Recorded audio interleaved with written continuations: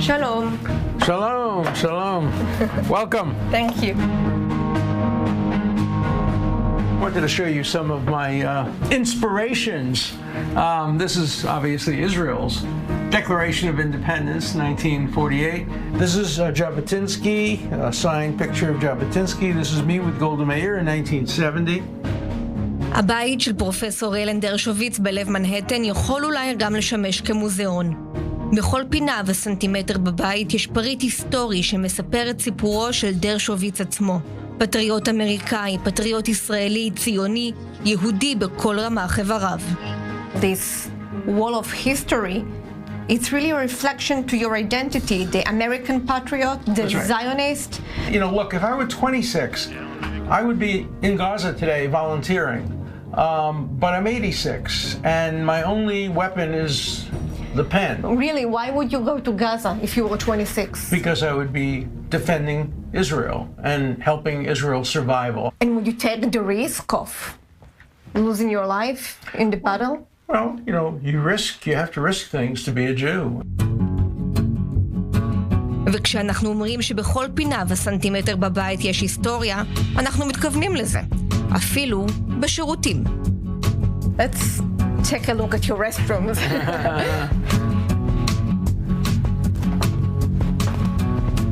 This is a letter from David Ben-Gurion about how Israel has to deal with both the religious and the non-religious. This is a letter from Herzl. What makes you not only collect all these pieces of history, but to also hang them everywhere in your house? I want people to see history. I want people to feel history.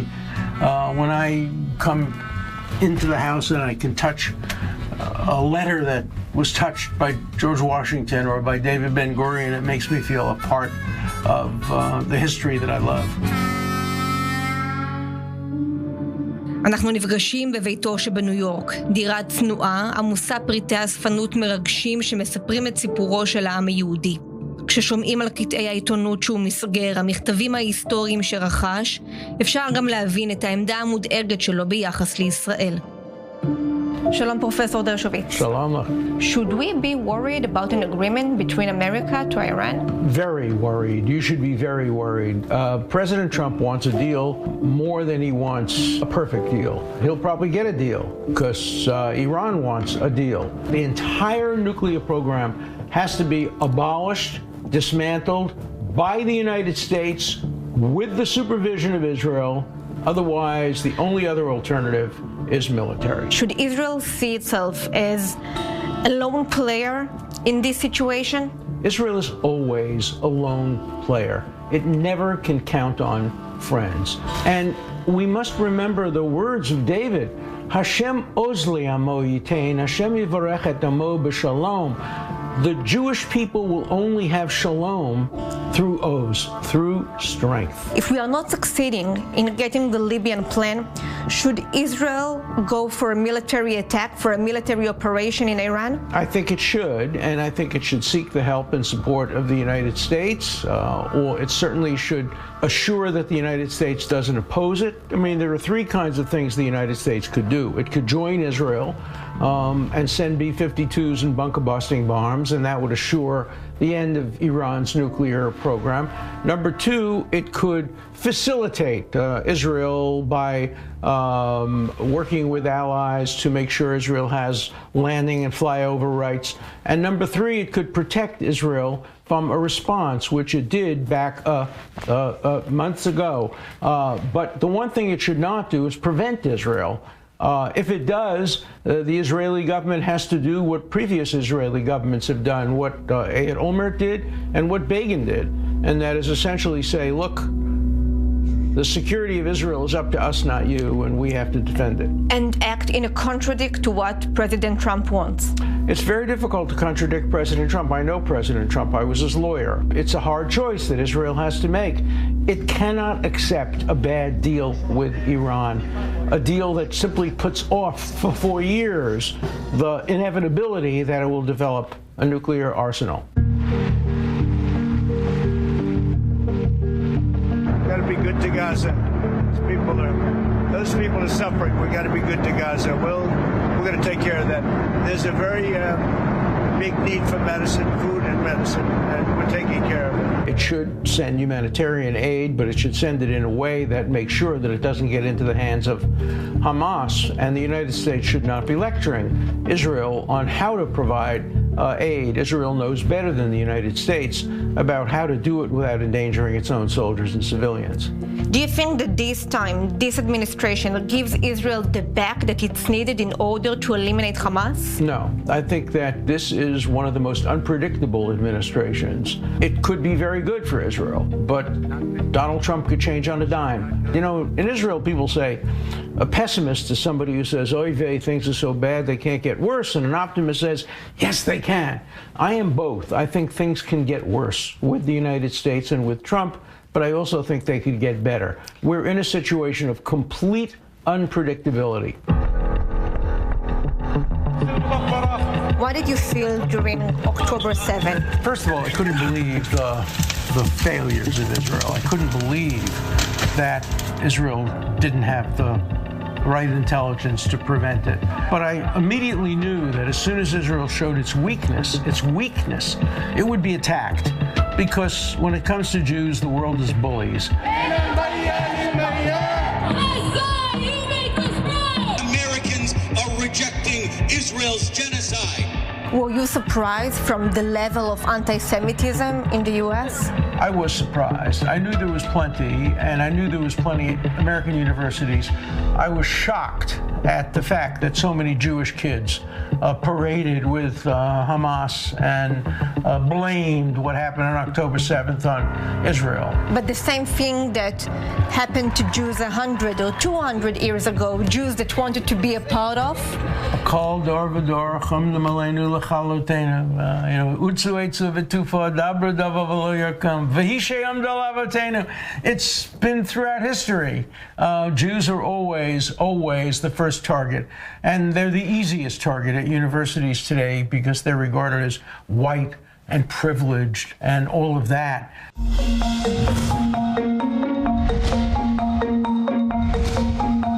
Heard this week from the Biden administration people that after October 7, Biden was thinking about somehow intervene in the Israeli democracy. Is this scenario sounds reasonable to you? I have absolutely no doubt that the Biden administration, Chuck Schumer, Obama, all wanted to bring down Netanyahu.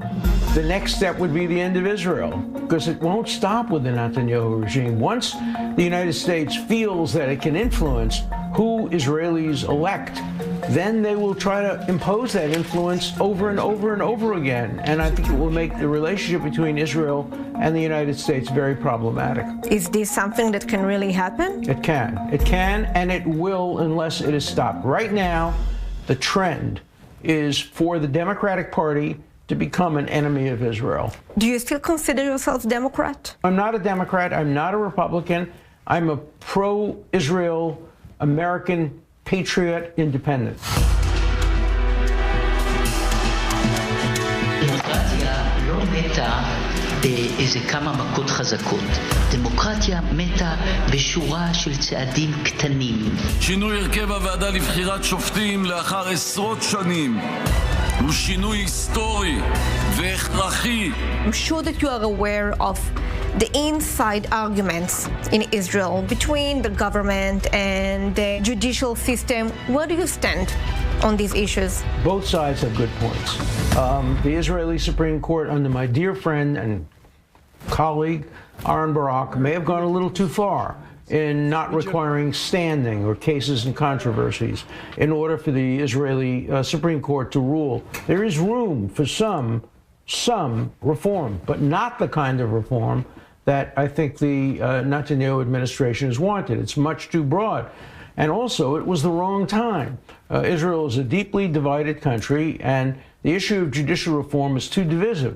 And it should not be debated now when Israel faces existential crises from Iran and in Gaza. אם לא נעצור עכשיו, אני חושב שהקו האדום הבא שאותו אנחנו נעבור, זה יהיה מלחמת אזרחים. You said that Aaron Barak is your friend. Did you Yes. ever had a chance to speak with him about it? I have. We've spoken a number of times.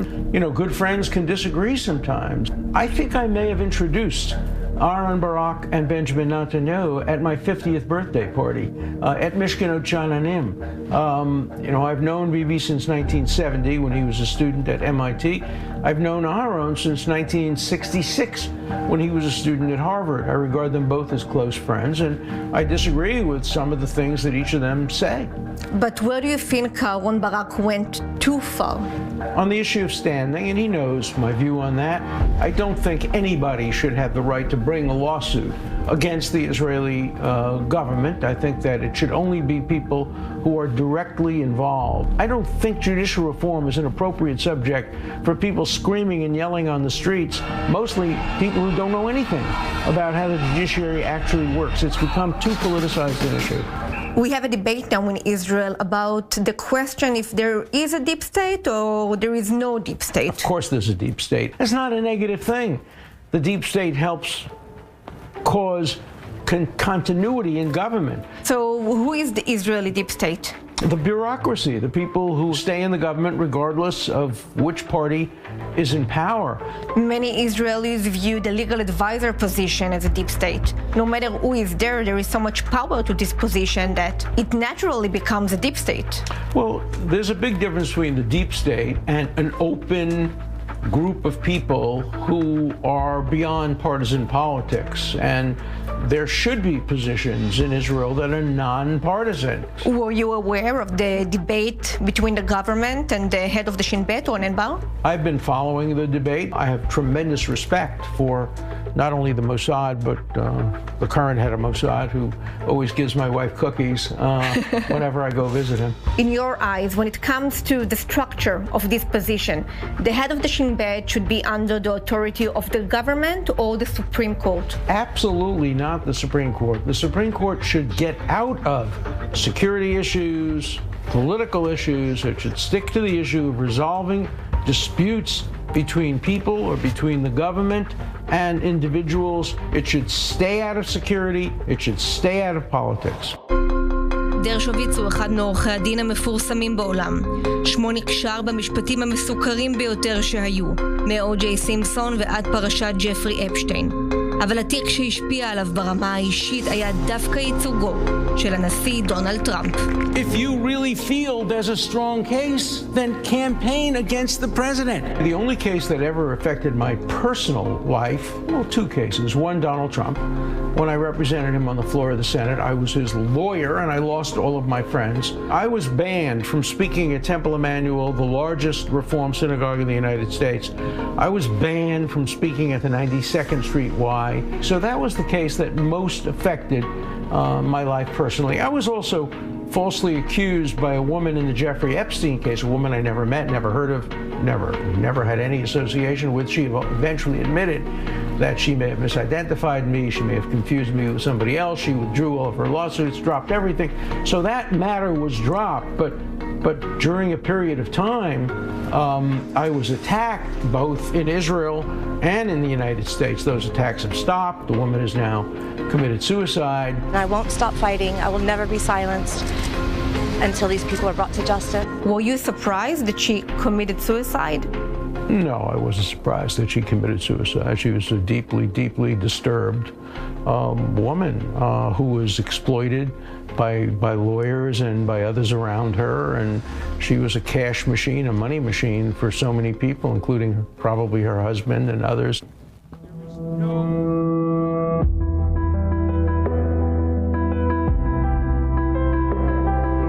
Is there an event in history that you think that in many ways shaped your character? I think the establishment of Israel in 1948 helped shape my character. You were in a tie with Am Yisrael Chai. Yeah. I wear this tie since October 7th. It's amazing it hasn't fallen off yet. It says Am Yisrael Chai. And of course I wear my pin for the hostages. And this is a pin against anti-Semitism. I'm not ever ashamed to express my values and who I am. You were there when it was established. I was watching Israel well before it was established. When I sang HaTikva, I sang Lashuv La'eretz Avotenu, Li'ir Bat David. I didn't sing the current words, I sang the original words of Hatikva. So my Zionism goes back before the establishment of the State of Israel. I went to a very Zionist elementary school, starting at 5 years old. So we're talking about 1943, in the middle of the Shoah. I was a strong Zionist, and I've never departed from those views for the last almost 80 years. Professor Ellen Dershowitz, thank you very much. Toda rabah lach. תודה.